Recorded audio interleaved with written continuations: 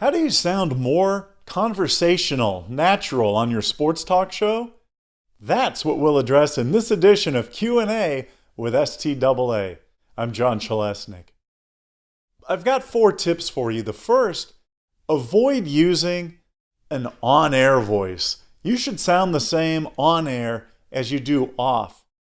Many times when people try to change their voice to sound more professional when they're on the mic, they end up sounding like a caricature of a broadcaster. Hey, it's 9:15, 15 minutes after the app. No, just talk like you. And if you're not sure what your normal conversational voice sounds like, record yourself in a telephone conversation. Study it and strive to be that when you're on the air. My second tip is word choice.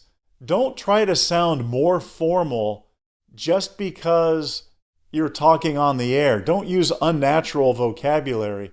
For example, you're very unlikely to say when you're talking to a buddy that one team defeated another. No, you say they smoked them, ripped them, things like that. So, even something simple like beat them.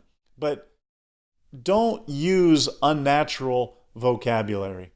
My third tip for you, pre-read your script. If you like writing out your monologues, read them aloud to yourself and then make edits in places where they don't feel or sound natural. And then my fourth tip to help you sound conversational on the air, listen to yourself. And I mean when you're on the air. So don't just talk, especially if you're reading from the script, but not pay attention to yourself. Listen to what you say. And oftentimes you will open a door for yourself to make a funny quip or otherwise deviate from your script or your train of thought. That kind of spontaneity very much makes you sound conversational.